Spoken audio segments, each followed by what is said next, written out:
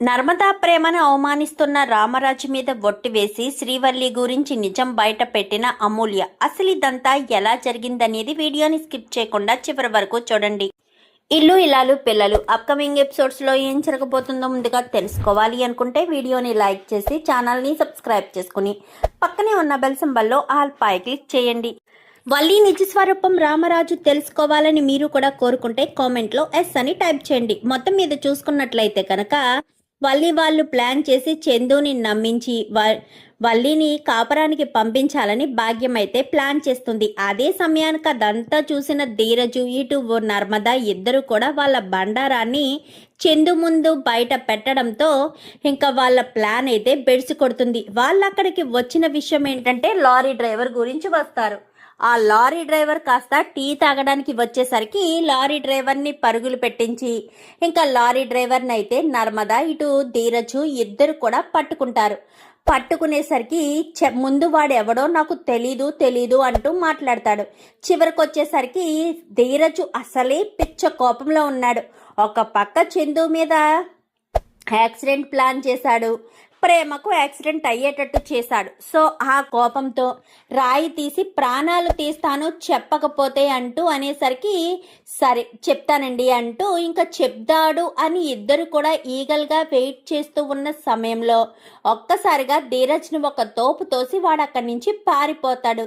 ఇంకా వీళ్ళు వెనకాల ఎంత పరుగులు పెట్టినా కానీ వాడు మాత్రం దొరకకపోయేసరికి దొరికినట్టే దొరికి మిస్ అయ్యాడు. వాడెక్కడికి పోతాడు ధీరజ్, మళ్ళీ వస్తాడు, దొరుకుతాడు. ఈసారి వాడిని పట్టుకున్నప్పుడు అస్సలు వదిలిపెట్టొద్దని ఇద్దరు కూడా ఇంటికి వచ్చేస్తారు. ఇంకా ఇంటికి వచ్చేసరికి రామరాజు బయటికి ఎక్కడికో వెళ్ళి రామరాజు కొడుకు అంటే సాగరు 25 లక్షలు ఇచ్చి ఉద్యోగం కొనుక్కున్నాడన్న విషయం అయితే బయటికి వస్తుంది. అది ఎలా వస్తుందంటే భాగ్యం ఫోన్ చేసి కావాలనే చెప్తుంది.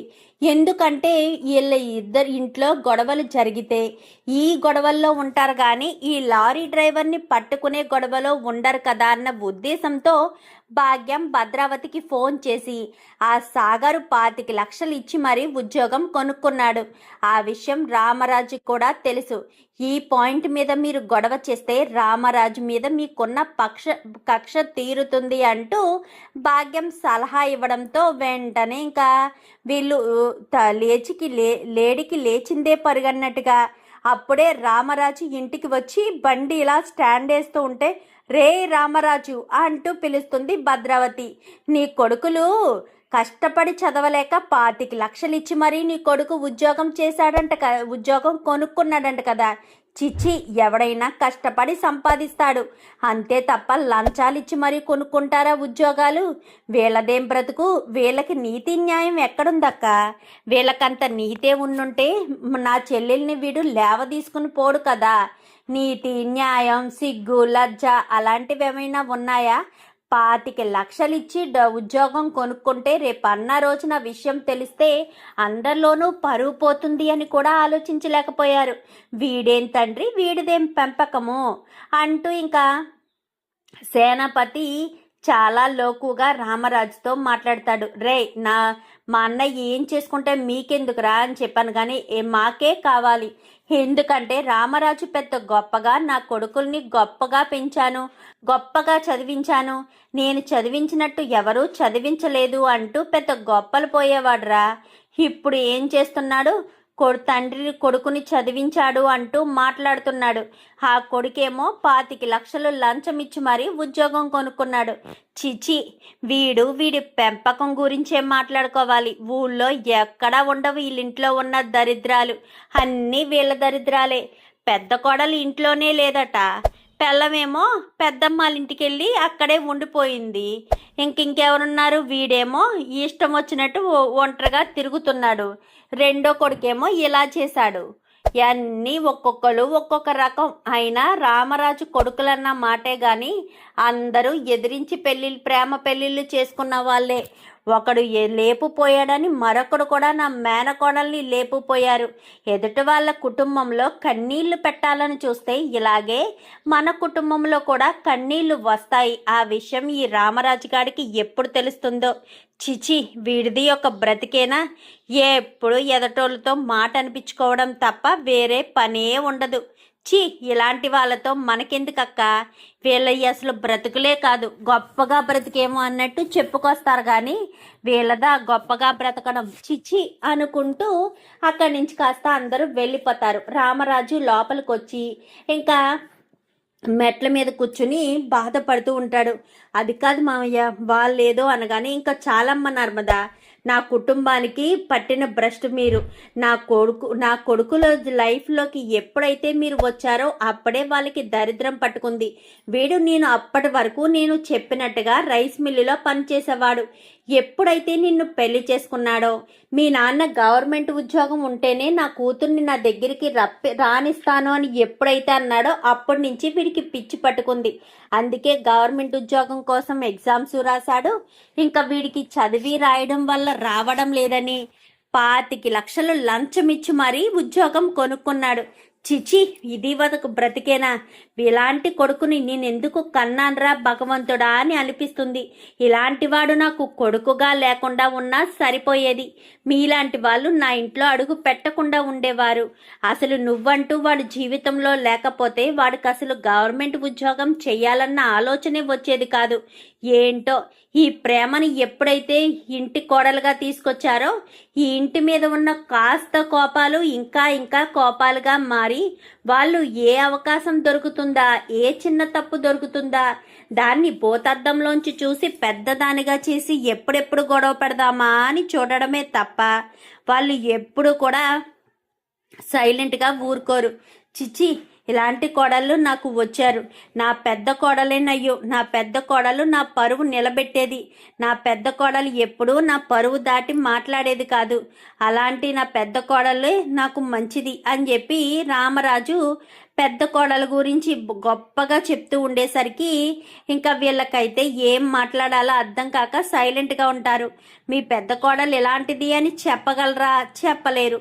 సో అందుకని సైలెంట్గా ఉండేసరికి ఇంకా అది కాదు నాన్న అని చెప్పాను. కానీ ఏంటమ్మా మూల్య, వీళ్ళని వెనకేసుకొస్తున్నావా నువ్వు?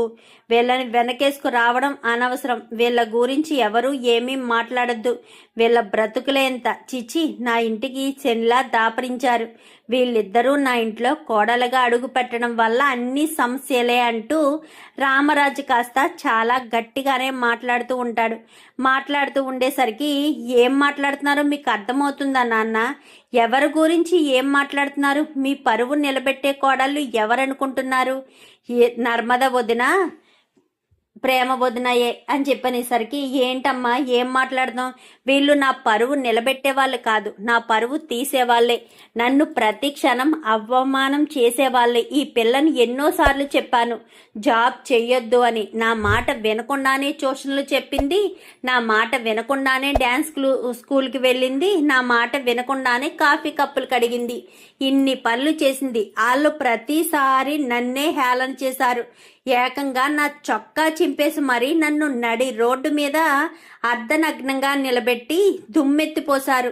చిచి, ఇలాంటి బ్రతుకు బ్రతకడం కంటే చావడం మేలు అన్న స్థితికి నాకు తీసుకొచ్చారు. ఇలాంటి కోడళ్ళని తీసుకొచ్చిన కొడుకుల్ని గొప్ప వాళ్ళనుకోవాలా ఏమనుకోవాలి? నా పరువుని నిలువులా నాశనం చేసేవాళ్లే వీళ్ళు అంటూ రామరాజు మాట్లాడేసరికి ఇంకా చాలు నాన్న, వదిలిలో ఒక్క మాట అంటే కూడా నేను అస్సలు ఊరుకోను అనేసరికి అమ్మ అమూల్య వదిలేసే అనగాని, లేదొదిన, నాన్నకు నిజం తెలియాలి.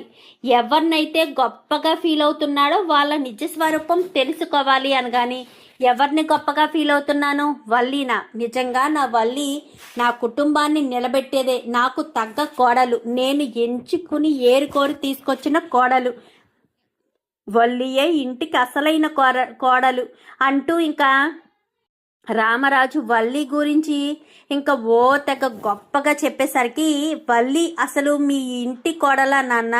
ఇంటి కోడలకు ఉండాల్సిన లక్షణాల్లో ఒక్కటి కూడా వల్లి వదిలికి లేదు అనేసరికి, ఏం మాట్లాడుతున్నావు? ఏం మాట్లాడుతున్నావు? వల్లి గురించి తప్పుగా మాట్లాడద్దు. తనే ఇంటికి తగ్గ కోడలు అని చెప్తున్నాను కదా. వీళ్ళిద్దరే నా ఇంటి కోడలుగా అసలు పనికిరాని వాళ్ళు అని మళ్ళీ అంటాడు. నాన్న తప్పు చేస్తున్నారు, నిజాలు తెలుసుకోకుండా పెద్ద తప్పు చేస్తున్నారు. ఏమన్నారు? వల్లి వదిన మంచిదా? అవును మంచిదే. 9th క్లాస్ వరకు చదివి ఎంఏ ఇంగ్లీష్ చదివాను అని చెప్పింది చూడండి, అందుకు మంచిదే. ఆస్తిపాస్తులు ఉన్నాయి అని చెప్పి ఏ ఆస్తులు ఏ పాస్తులు లేకుండా వాళ్ళు ఒక సైకిల్ మీద ఇడ్లీలు అమ్ముకునే బ్యాచ్ అని చెప్పారు చూడండి, అందుకు వాళ్ళు మంచిదే. ఇదేమీ మీకు నమ్మక ద్రోహం కాదు. ఇదే కాదు, మీరు ఎంతగానో ఇష్టపడే నన్ను అంటే నా జీవితాన్ని, ఆ విశ్వకును ప్రేమించమని చెప్పింది ఎవరో తెలుసా నాన్న? వల్లి వదిన చెప్పడం వల్లే నేను ఆ విశ్వక్ని ప్రేమించాను. లేదంటే ఆ విశ్వక్ అంటే నాకు అస్సలు ఇష్టమే ఉండేది కాదు. అలాంటి విశ్వక్ని నేను ప్రేమించడానికి కారణమే వల్లి వదిన చెప్పింది.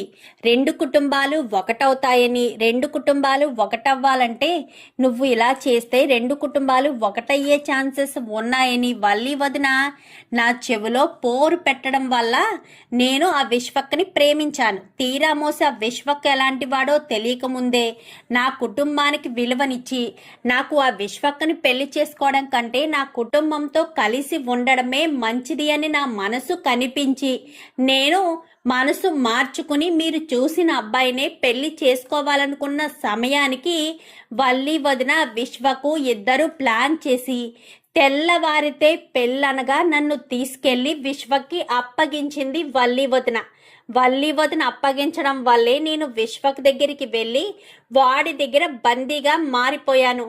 వాడు నన్ను నిజంగా ప్రేమించలేదని ఒక ప్లాన్ ప్రకారమే ఇదంతా చేశానన్న విషయం చెప్పాక నాకు ఆ క్షణమే నా ప్రాణాలు తీసుకోవాలనిపించింది. రామరాజు కూతుర్నయ్యుండి ఒకడిని ఇంత గుడ్డిగా నమ్మేశానా? ఒకడు చూపిస్తున్న ప్రేమకు నిజంగా ఈ రకంగా బానిసైపోయానా?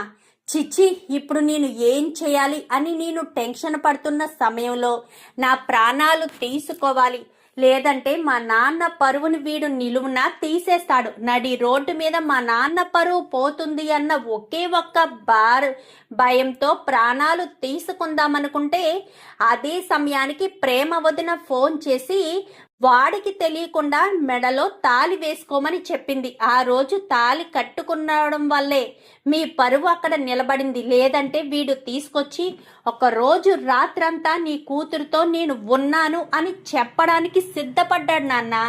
అందుకోసమే ఇదంతా జరగడానికి కారణం వల్లి వదినే నన్ను తీసుకెళ్లి విశ్వకి అప్పగించింది. నేను ఈరోజు ఇంత బాధపడుతున్నానంటే, మీకు హార్ట్అటాక్ వచ్చి హాస్పిటల్లో జాయిన్ అయ్యారంటే, ప్రాణాపాయ స్థితికి మీరు వెళ్ళారంటే కారణం వల్లి వదిన వల్లే ఇదంతా జరిగింది. ఈ వదిన ఏం చేశారు నాన్న? ప్రతి క్షణం నీ పరువు కాపాడాలని చూశారు. ప్రేమ వదిన నగలు వల్లి వదిన దొంగతనం చేస్తే ఆ విషయం బయటపడితే మీరు తట్టుకోలేరని ఆ నగల విషయం దాచిపెట్టమంటే పాపం తిరుపతి మామయ్య మీదకి నెట్టేసింది వల్లి వదిన. చెప్పు మామయ్య అని చెప్పాను కానీ, అవును బావా, ఆ రోజు నగలు తీసుకొచ్చి ఇచ్చింది వల్లినే, నువ్వే తీసావు అని చెప్పు బాబాయ్, లేదంటే మామయ్య నన్ను ఇంట్లోంచి బయటకు గెంటేస్తారు అని తను బాధపడడం వల్ల నన్నైతే నువ్వు ఒక్క మాట అంటావు లేదా ఒక చెంప దెబ్బ కొడతావు అంతే కదా అన్న ఉద్దేశంతోనే నేను ఆ నగలు తీసుకొచ్చి నీ ముందుకు వచ్చా అంటూ చెప్పేసేసరికి ఒక్కసారిగా రామరాజు కుప్పకూలిపోయినట్టు అయిపోతాడు. నాన్న అని చెప్పాను కానీ నమ్మకం కలగట్లేదమ్మా అని చెప్పనేసరికి వెంటనే తన తండ్రి కాళ్ళ దగ్గర కూర్చుని తన తండ్రి చేతిని ఒక చేతిలో వేసుకుని ఇంకా అమూల్య చేతిని రామరాజు నెత్తి మీద పెట్టి, నేను ఇప్పటి వరకు చెప్పింది అక్షరం పొల్లిపోకుండా నీ మీద ఒట్టుగా నిజం చెప్తున్నాను నాన్న.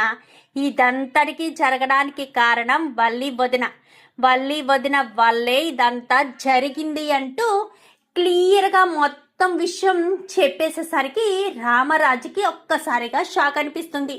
అదే కాదు, వల్లి వదిన ఇంకా చేసింది. ఇంటికి రావడం కోసం అన్నయ్యకి వశీకరణ తాయెత్తు కట్టి అన్నయ్యని వశపరుచుకోవాలని కూడా ప్లాన్ చేశారు. అవును బావా, ఆ తాయెత్తును నా కాలికే కట్టారు అంటూ తిరుపతి చెప్తాడు. ఇంకా మాటలన్నీ విన్న రామరాజుకి పిచ్చ కోపం వస్తుంది. ఆ కోపంలో రామరాజు ఆ వల్లిని పట్టుకుని చెంప పగలగొట్టాలి అన్నంత కోపం వచ్చేసరికి ఇంకా కరెక్ట్గా అదే సమయానికి భాగ్యం వాళ్ళు ఇంటికి వస్తారు. ఎందుకు? రామరాజుని నాకు బాగా సెట్ అయిపోయిందని చెప్పి ఇంటికి తీసుకొచ్చి వల్లిని అప్పగించడం కోసం ఇంటికి వచ్చేసరికి మామయ్య గారండి, మీ ఆరోగ్యం ఎలా ఉందండి? నేను లేనప్పుడు మీ ఆరోగ్యం బాగానే ఉందా అంటూ మాట్లాడడంతో బాగానే ఉందమ్మా, మోసం చేసేవాళ్ళు లేరు కదా, అందుకు నా ఆరోగ్యం బాగానే ఉంది. ఇన్ని రోజులుగా నువ్వు ఇంత మోసం చేస్తావని తెలియక నేను మోసపోయాను కదా, అందుకు నా ఆరోగ్యం బాగానే ఉంది అంటూ రామరాజు మాట్లాడేసరికి బాబోయ్ మామయ్య గారు ఏమైందండి, ఎందుకలా మాట్లాడుతున్నారు అనగాని చెల్లు మనిపిస్తాడు. ఇంకా నీ నాటకాలు ఆపుతావా వల్లి అంటూ రామరాజు మాట్లాడడంతో అందరు వంక చూస్తుంది. ఇంకా నువ్వు ఎన్ని చెప్పినా ఏం చేసినా నాన్న నమ్మడు వదినా, ఎందుకంటే నాన్నకు నిజం తెలిసిపోయింది. నువ్వు ఏం చేసావో, ఎన్ని కుట్రలు చేసావో, నా జీవితాన్ని నాశనం చేయడానికి ఏం ప్లాన్ చేసావో అన్నీ టోటల్గా నాన్నకు తెలిసిపోయావి. ఇంకా నువ్వేం చేయలేవు వదినా, నువ్వు ఏం చెప్పినా నాన్న నమ్మే పరిస్థితి లేదు. నాన్నకు మొత్తం విషయాలన్నీ కూడా తెలిసిపోయాయి అంటూ ఇంకా అమూల్య చెప్పేసేసరికి బాబోయ్ వీళ్ళంతా కలిసి నా కాపరాన్ని చెడగొట్టేశారు, నా జీవితాన్ని నాశనం చేసేశారు అంటూ ఇంకా ఎంతగానో కంగారు పడిపోతూ ఉంటుంది వల్లి. ఏంటి, నీ కాపురాన్ని మేమే చెడగొట్టేశామనుకుంటున్నారా? నీ కాపురాన్ని చెడగొట్టింది మేం కాదు, నీ కన్న తల్లి తన చేతులారానే నీ కాపురాన్ని చెడగొట్టింది.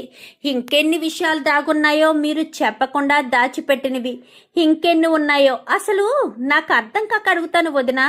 విశ్వకు నాకు అసలు ప్రేమాయణం నువ్వు ఎందుకు నడిపించావు? ఏ ఉద్దేశంతో నడిపించావు? ఏం ఆశించి నడిపించావు? నాకు అర్థం కాలేదు.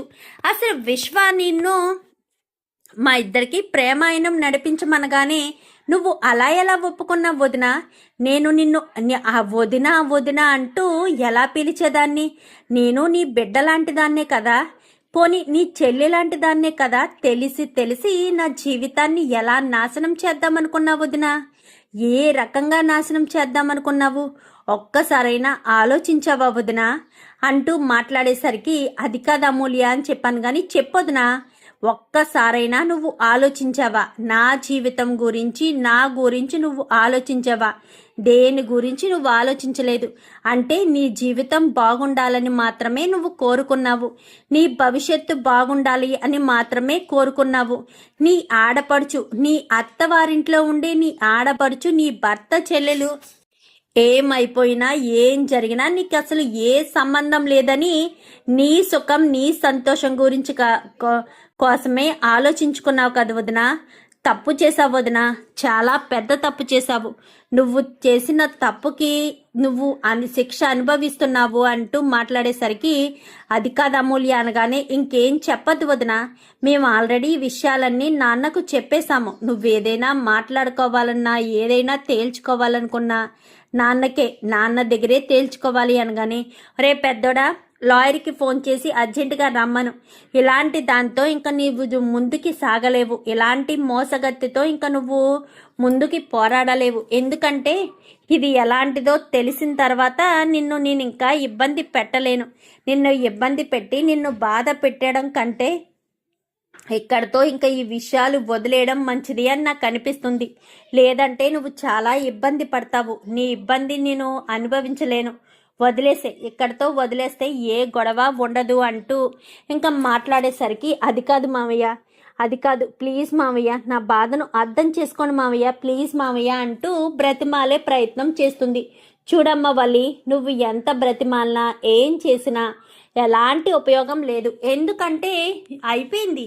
నువ్వేంటో, నీ మనస్తత్వం ఏంటో, నీ గుణగణాలేంటో ఇప్పటి వరకు కూడా దృష్టిలో వేరే రేంజ్లో ఉండేవి. కానీ నువ్వు ఇలా మా ఎప్పుడైతే చేసావు అన్న విషయం నాకు తెలిసిందో అప్పుడే ఇంకా నువ్వు ఎలాంటి దానివో నాకు తెలిసిపోయింది.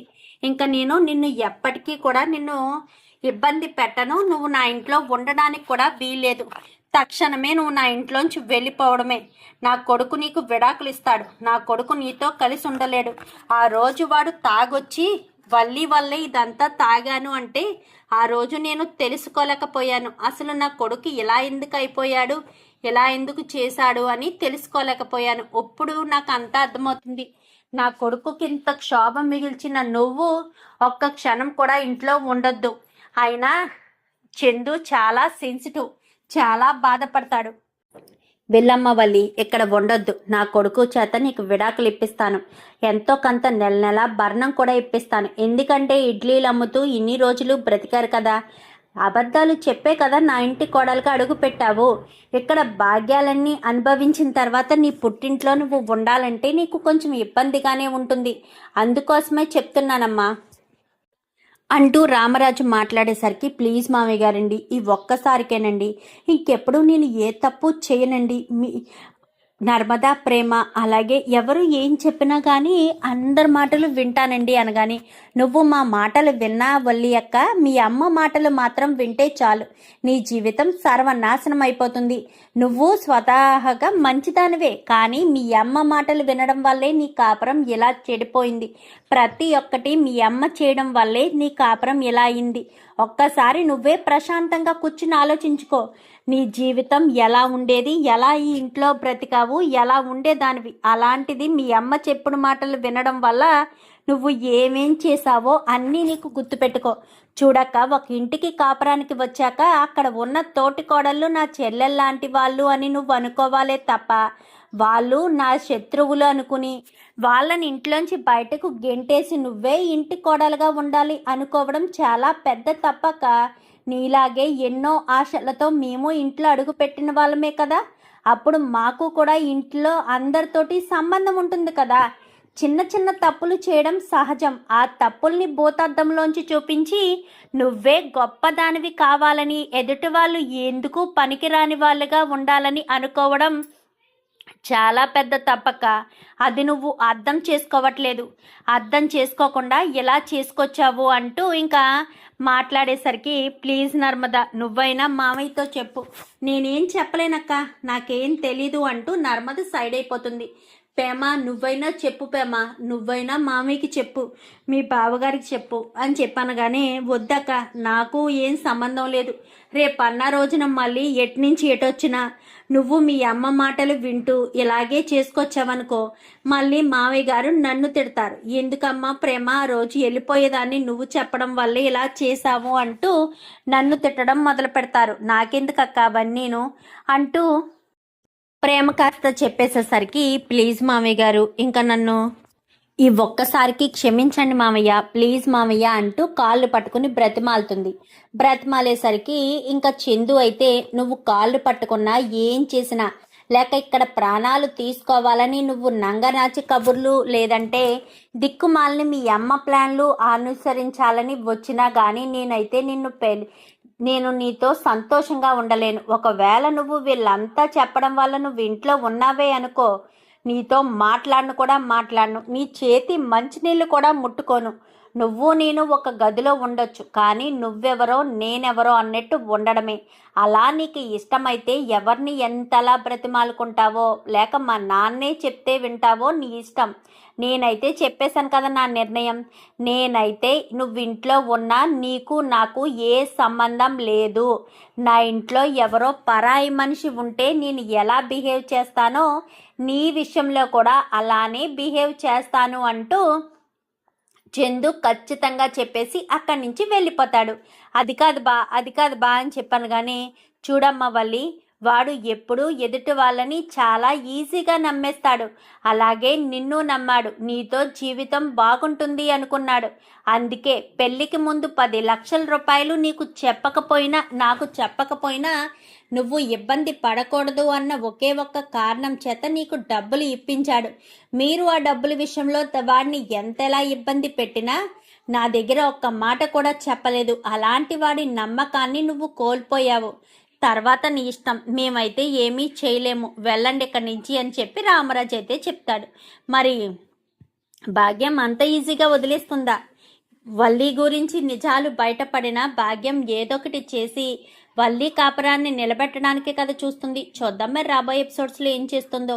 వీడియో నచ్చితే లైక్ చేసి ఛానల్ని సబ్స్క్రైబ్ చేసుకుని పక్కనే ఉన్న బెల్ సింబల్లో ఆల్ పై క్లిక్ చేయండి. Thank you for watching.